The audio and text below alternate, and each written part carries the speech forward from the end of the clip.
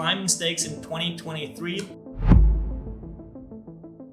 I will show you a little, how I did it, how other people did it. And today is more about general stuff actually. And I'm just showing you the little guideline I came up with. We'll start a little about goals, talking about goals, defining our goals, which we'll find out is actually the most important step. We'll talk about bankroll management. We'll talk about something like site selection and game selection. I'll talk about the Fedor way and the Steffen way, because I can already tell you there's not one way. And then wrapping things up with a little key takeaways. Defining your goals. As always, I like starting with the question, what do those following mountains have in common? Whether you know them or not, try to find something that they have in common. We're talking about not only climbing stakes, but climbing mountains today as well. I like some pictures because they help a lot. They're all beautiful. Okay, they're all on Earth, that's correct. You can climb on all of them with different effort, very good point. Okay, they're all the largest for the area. This is what I was looking for. They are the highest, the largest for their certain area. This is it, and this should tell you already a little, what is your goal, right? We all try to be good in poker, but for everyone, it means something different.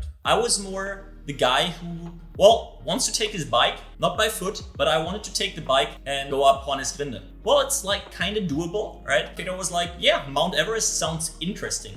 How do I get up there? It's a very, very different approach, right? This can be true for poker as well. So for me, it's very important that you are honest with yourself. The more precise we are, the more we can work with it. My goal was always like a video game, trying to reach the next highest stakes. But I was never like, I need to be the best. I need to play this and that. I want to be ready to play good lineups. I don't know, actually financial goals than just that ego driven thing. I want to be the best. So very different here as well. Okay, so this as a little starting point, and now this is just what I think about that. This part of defining your goal. Everyone is different, and actually I had this talk with Fedor once I started Pokercode Cash. We both wanted to set a clear goal. Who is it for? We want to give people a home, we want to combine things, we want to see people at our events, and so on. So actually, we both agreed on that we came up with, that our goal in the end was we want to be there for everyone who is motivated to get better in poker. The second point, we need to invest to get a return. But this is something where lots of people are different. I didn't want to invest anything. My asset was time. I started when I was young, more or less, and I was ready to give my time. I did quit video games and played poker instead. I did quit watching TV and played or learned poker instead. That was my asset. I invested a lot of time. I was playing NL2, then I was playing NL4, then I was playing NL10, NL25. No shortcuts. Fedor was different. I think Fedor was ready to invest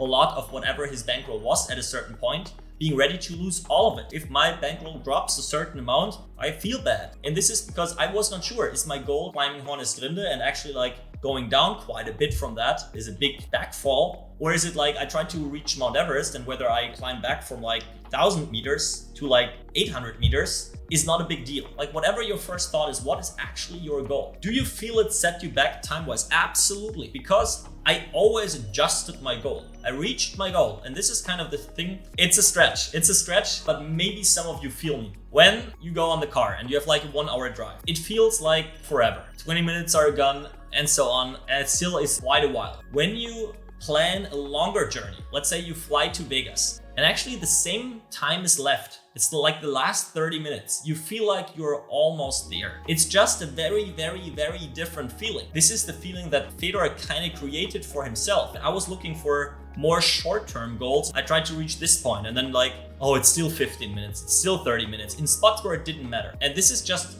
perspective there. And then it does hurt you or not. I'm not saying that anything is wrong. If my goal was to become a poker professional or amass the largest amount of money, my approach was absolutely wrong. But for the person it was absolutely right. Okay, but for now, we are at that point. We want to define our goals, and this can be anything. Having fun and beating up your friends is a great goal as well. So now talking about bankroll management. For a cash game, now talking a little about cash game, I was on pokerstrategy.com. They had an article written about bankroll management, and it said 25 stack bankroll management. Once I don't have that for a limit, I need to drop down. So I played until I was cheating. When I had $100, I started playing NL5. Yeah, that's it. And when I dropped down under that again, then I need to play the lower limit again. Would I do that again? No, it depends absolutely on first your goal, right? Is your goal to just prove yourself, to be winning there, to never move down in stakes? Well, maybe you want to be a little more conservative. Is your goal to move up in stakes as quickly as possible. Say I make a bankroll challenge. I wouldn't even take 10 stacks for NL2. Or like I would start playing NL5 because I know I'm a big winner there. I can always quickly move down,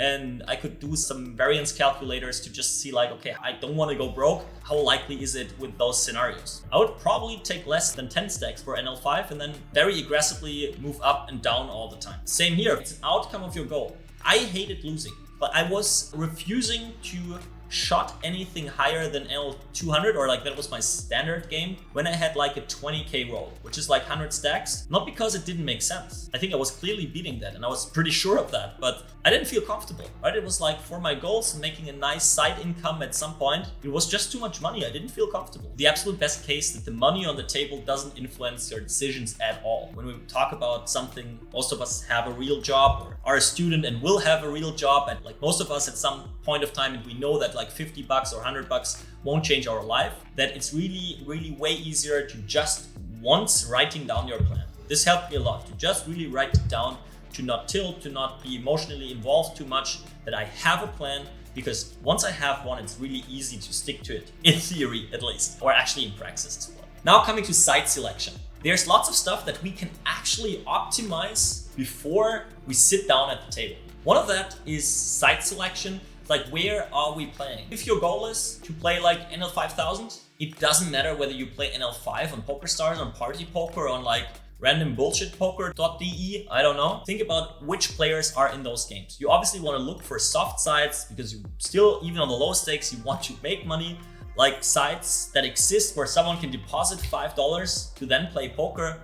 There will be always soft tables, just always, because there are so many people in the world that have $5 and want to play poker. Rake structure, actually you can Google that, like rake structure comparison, all the major sites actually are kind of even. So maybe there's a little cool rake break program here or there, but is it really your focus? If you want to make an extra dime on NL5, yes, absolutely.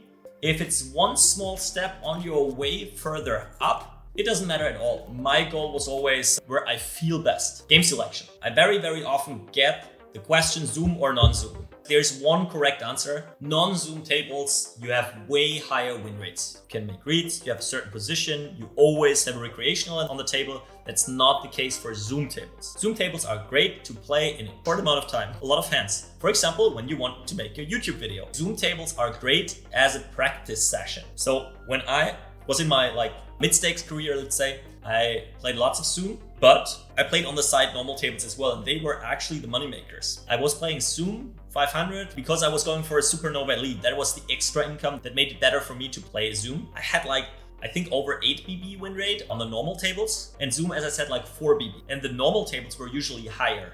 You see the second point here. I call it time selection. There are very different times where you find good games once the stakes get higher. I'm not talking about NL2, NL5, NL10. Right? You always find good games there, but you can use your time wisely. And I always gave my sessions a tag. It was either a studying session where I tried to really go max focus, not too many tables, learning while playing. I always learned a lot while playing. I mean, I was studying off table as well, but really actively thinking about things, writing down questions to spots that came up, and so on. This is something you can do in the study session, and therefore Zoom is perfect. Sometimes you see third point, the right answer is obviously to bum hunt if you want to make money. Again, this all depends on your goal. So really give it that tag and understand that the money mainly comes from the non-Zoom tables. It's not the extra 1,000 hands you put in.